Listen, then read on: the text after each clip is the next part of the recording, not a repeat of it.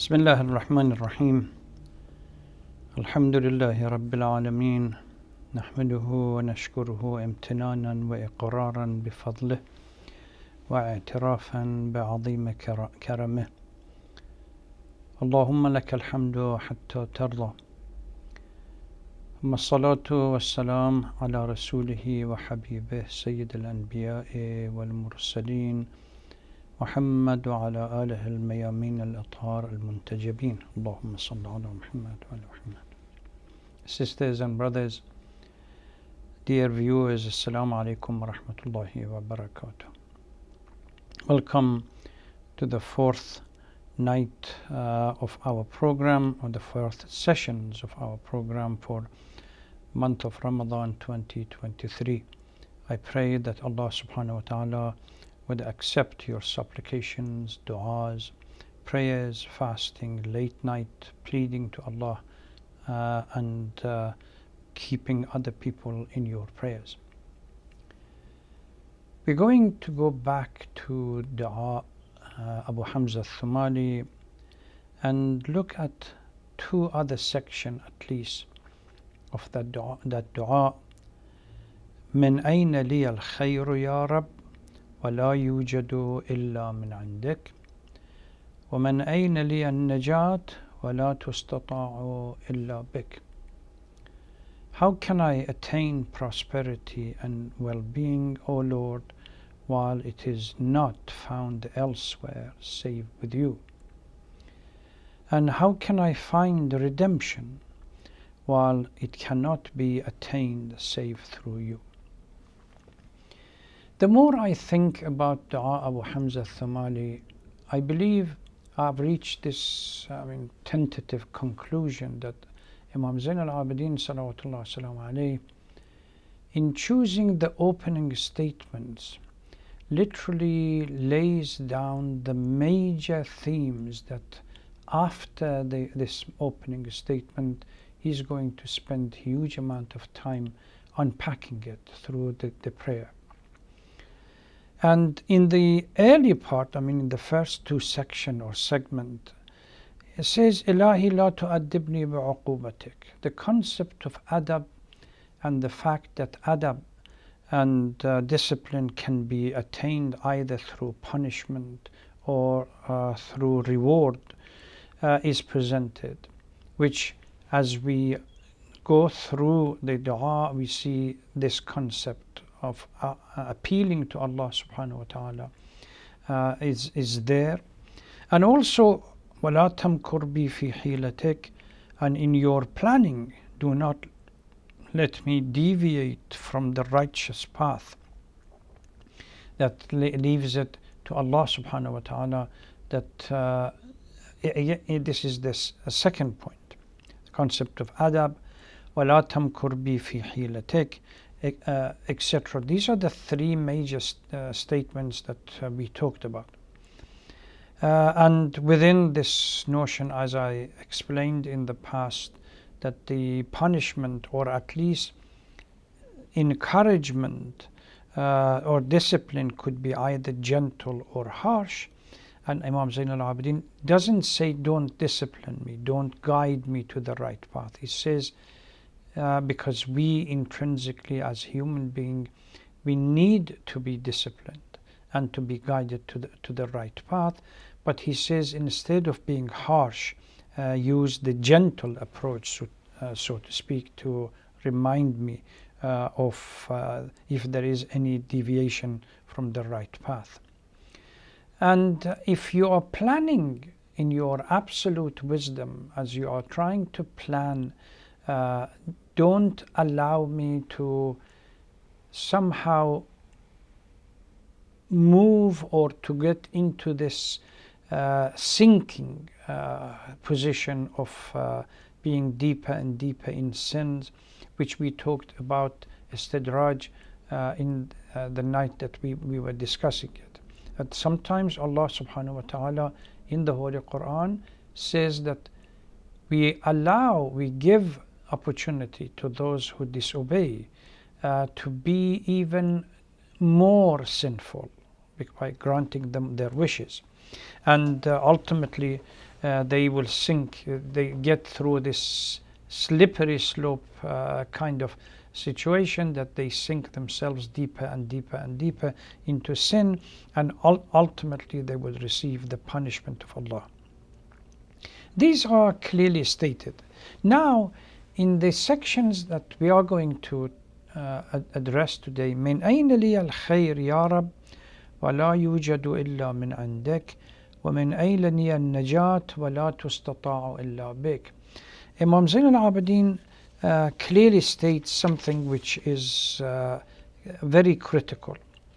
By presenting that the source of goodness is only through Allah subhanahu wa ta'ala and nowhere else, and the servant can only attain goodness and redemption by following, or najat, by following the command of Allah subhanahu wa ta'ala, Imam is introducing a very important concept, which is the mystic and Urafa, they spend huge amount of time discussing it, the mystical station of faqr, poverty, absolute poverty, as well as absolute dependency on Allah subhanahu wa ta'ala. We cannot do anything by ourselves. There is nothing, we don't have the power. Quran presents this concept of faqr and poverty and absolute dependency on Allah in a number of verses in the Holy Quran. One of them, Ya ayyuhan nas antumul fuqara'u ila Allah wallahu huwal ghaniyyul hamid. O people, you are the ones who stand in need of Allah, while Allah is all sufficient, all laudable. Now, what this verse, Fatir number 15, is trying to present, nothing that has been created by Allah can live independent of Allah's mercy and compassion and Allah's help. So when Imam Zain al-Abidin talks about that, min ayna li al-khair, how can I attain prosperity and well-being outside the concept of Allah, it cannot be done. And the concept of najat and redemption on the day of judgment, if one accepts or thinks that it can be done somewhere else, it's nothing but false. It's a hijab, it's a myth by itself to think that we can do something. Unfortunately, one of the problems that we have, that over time we think that we have the power to do certain things, but in reality everything that we have is from Allah subhanahu wa ta'ala. The notion of absolute poverty and faqr is a central attitude in mystical life. You take any book about faqr and about mysticism and mystical stations and a state, faqr is one of them. And poverty here does not mean what we call the lack of sustenance, absence of material, etc., etc. It primarily rests, faqr here, on a spiritual poverty, the absence of desire for anything else but Allah subhanahu wa ta'ala. And if one reaches that level, that you don't wish for anything else but Allah subhanahu wa ta'ala, and you see nothing else but Allah subhanahu wa ta'ala, you see no other power in your life but Allah subhanahu wa ta'ala, then we are approaching that kind of a station. In various du'as that we have from Ahlul Bayt alayhim salatu wassalam, Imam Hussein salawatullah salam alayhi, in Du'a Arafa, Ilahi ana al-faqiru fi ghinai, فكيف لا أكون فقيرا في فقري. O Lord, I am poor and in need of your guidance and your help, even when I am self-sufficient. How can I not be needy in my state of need? And Imam Hussein salawatullah salam alayhi, in Du'a Arafa, And Amir al-Mu'mineen salawatullah wasalam alayhi, in some of the munajats that he has, he reminds the reader of this critical position of being accepting the fact that we really don't have anything. There is a hadith, I pointed to it some times ago, that says Allah subhanahu wa ta'ala loves to hear the servant pleading to him and asking him for support and help, and showing their how can I put this in the mystical sense, impotence, that we really don't have the power to do anything. And says in this hadith that even the hay for your animal, you clearly state that I have no power to do so. Amir al-Mu'mineen, in one of the munajats that he has, Mawlaya ya Mawlay, Anta al-Ghaniyyu wa ana al-Faqir, clearly states that you are the all-sufficient and I am the poor, the needy, and need your help. وَهَلْ يَرْحَمُ الْفَقِيرَ إِلَّا الْغَنِيُّ. If anybody wants to help the poor and the needy, it has to be the all-sufficient. O my master, you are the all-sufficient and I am the needy, and who will have mercy on the needy but the all-sufficient? This theme again are something that we can see repeatedly being mentioned in Du'a Abu Hamzeh al-Thumali and other du'as. So there is another Allahumma sudda faqrana bighinak in one of the du'as that we recite after prayers during the month of Ramadan. O Lord, compensate our poverty with your richness and with your absolute power. So the Imam introduces this as part and the beginning of this Du'a Abu Hamzeh al-Thumali. Min ayna li al-khayr ya Rab wa la yujadu illa min indik. Where can I go in search of goodness? And goodness and will not be anywhere else. Prosperity and well-being cannot be attained anywhere else apart from you. وَمِنْ أَيْنَ لِي النَّجَاةِ. If I'm searching for somehow the najat and to be relieved of all the pains in the hereafter, redemption, this can only happen through Allah subhanahu wa ta'ala. The reason why I believe that these statements, the opening statements, are so critical, and Imam is going to come back to these but in a different way and unpacking them. Now this concept of absolute dependency and absolute poverty is expanded further. لَلَّذِي أَحْسَنَ اسْتَغْنَى عَنْ عَوْنِكَ وَرَحْمَتِكَ وَلَلَّذِي أَسَاءَ وَاجْتَرَأَ عَلَيْكَ وَلَمْ يُرْضِكَ خَرَجَ عَنْ قُدْرَتِكَ. Neither he who has done righteous deed can dispense with your aid.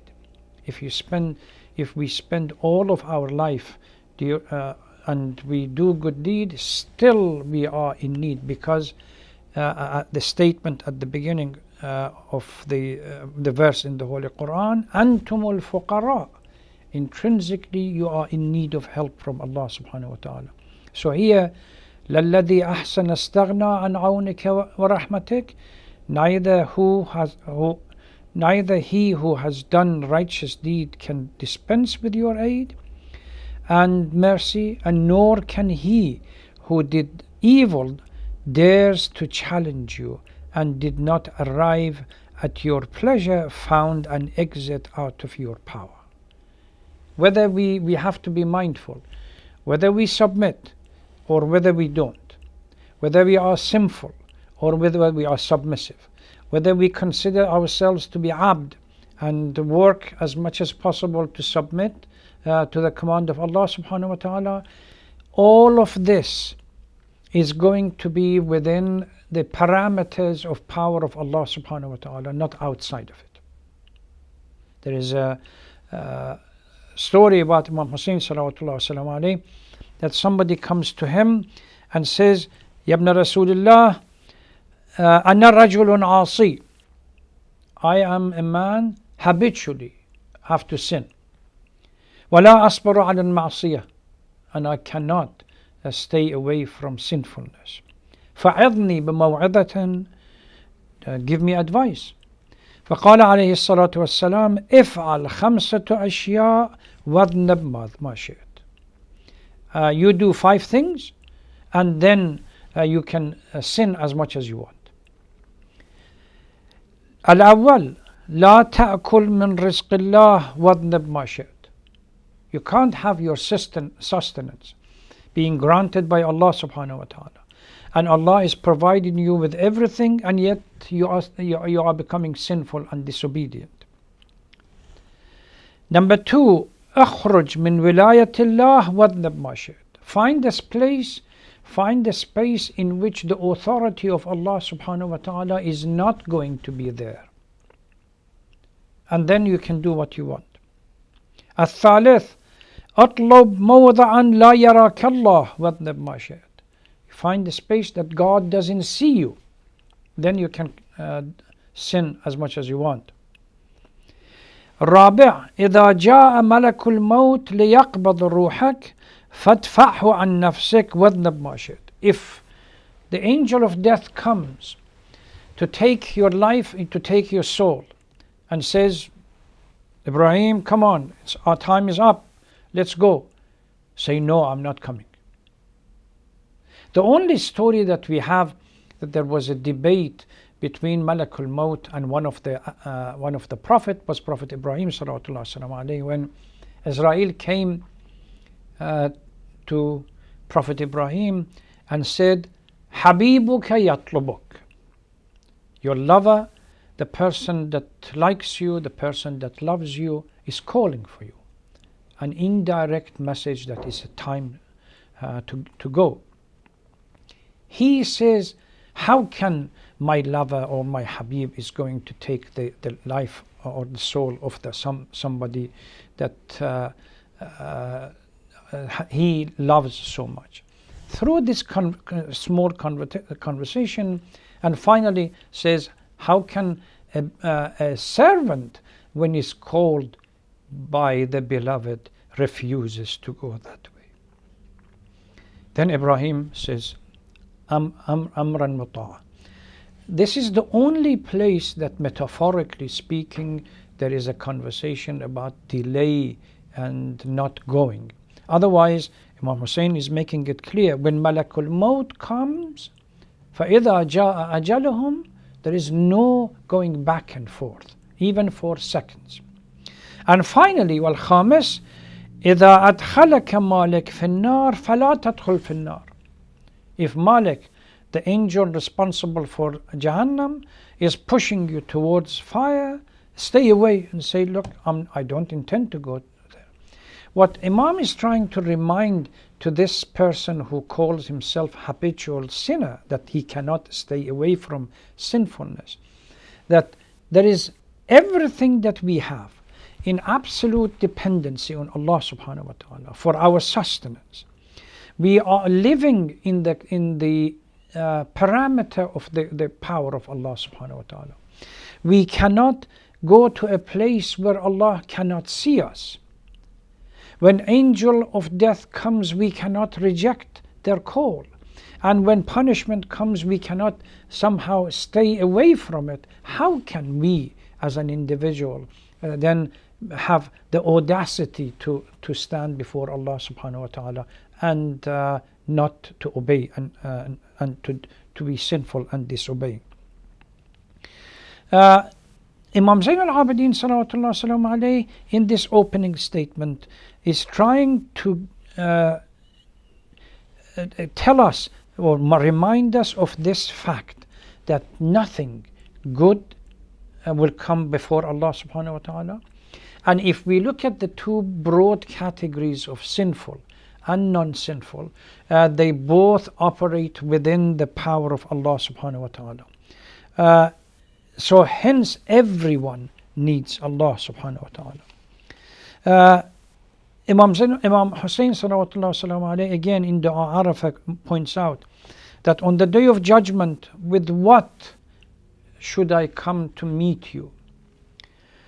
فبأي شيء أستقبلك يا مولاي أبسمعي أم ببصري أم بلساني أم بيدي أم برجلي أليس كلها نعمك عندي. How can I come? With what should I come on the day of judgment to face you? Should I come with my hearing, my eyes, my tongue, my hand, my legs or my feet? But aren't all of these are gifts that you have given me? Imam Zain al-Abidin underscores this, that he says even shukr, even when we say shukran lillah, in the true sense, even shukr requires another shukr, because the fact that we have been granted the opportunity to be thankful to Allah is itself another blessing. O Lord, I am poor, and أنا الفقير في غناي. Now it becomes understanding. فكيف أكون لا أكون فقيرا في فقري. If I don't have anything, whatever I have is granted by Allah subhanahu wa ta'ala, then it becomes clear how desperate our situation is and how much do we need to submit to the command of Allah. أنتم الفقراء, in the absolute sense. The only way that one can get free from this. Now we are moving into a little bit more, an issue that Urafa and mystics have discussed about this issue. How can we come out of this absolute poverty that we have? Allah subhanahu wa ta'ala says, Antumul fuqara. Is there a verse or a hadith that Allah equally tries to remind us that the only freedom that you can get from this absolute dependency and absolute poverty is with submission to the command of Allah subhanahu wa ta'ala?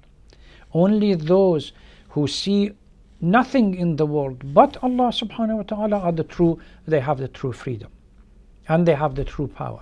There is a hadith, Ya ibn Adam, ana ghaniyun la aftaqir. O son of Adam, I am an all sufficient and I have no need, no faqr. أطعني, follow my command. فيما أمرتك أجعلك غنيا لا تفتقر. Once you submit to my command, and I will make you ghani, all sufficient, and you have no need and no poverty whatsoever. Ya ibn Adam, ana hayyun la amut. I am eternal. أطعني فيما أمرتك أجعلك حيا لا تموت. And this is the concept of mutu qabla an tamutu that we have in a hadith, that willful death, that you really submit to the command of Allah to the point that Urafa say that the true mystical leader or character is the one who is able to remove the soul from his body on a regular basis, has the power to do so. أجعلك حيا لا تموت. يا ابن آدم أنا أقول للشيء كن فيكون. I command everything and they are immediately, they will be. I command be, they will be. أطعني فيما أمرتك أجعلك تقول للشيء كن فيكون. Submit to my command, and I will give you that such power to tell everything around you, to tell them to be, and it will be, or to remove their life, and the life is removed. That's why there is a hadith narrated from Imam Ja'far al-Sadiq salawatullah wasalam alayhi that says, Al-ubudiyya jawharatun kunhuha ar-rububiyyah. Submission to the command of Allah subhanahu wa ta'ala is a unique character, that the essence of it is to be free and fully in control of what's going on around you. Not rububiyyah, not uluhiyyah, but rububiyyah. To be Rabb means to be in charge. Uluhiyyah is only deserved, Allah subhanahu wa ta'ala is the only one that is the ilah. But to be Rabb means to be Lord, to be in charge of something, is something that comes through ibadah and submission to the command of Allah. And this is something that is repeated both in mystical poetry in Arabic and Persian. Hafid has got something which extremely useful. It says, فیض روح القدس ارباز مدد فرماید دیگران هم بکنن آنچه مسیحا میکرد. If the literal translation of it, if the Holy Spirit once more should lend us his aid, we ordinary people can perform the miracles that Jesus used to perform, which is Ihya'ul Mawta, etc. The other translation says, anyone who is touched by the grace of Allah subhanahu wa ta'ala can do what Christ did without fail. Prophet Musa was able to cross the Nile because Allah commanded him, you touch your stake and the whole sea splits up. Prophet Isa repeatedly, when he reminded Bani Israel that all of these miracles, whether Ihya'ul Mawta or giving somehow health to the leopard or other people, the sick, it was because of Allah, Allah's command, and this is what Allah, the power that Allah gave him. And Hafid says, if we really are able to reach the level in which we are touched by God's grace, then it is easy for such people to be able to perform the miracles that Prophet Isa did. Then Imam goes into Ya Rabbi, Ya Rabbi, Ya Rabb.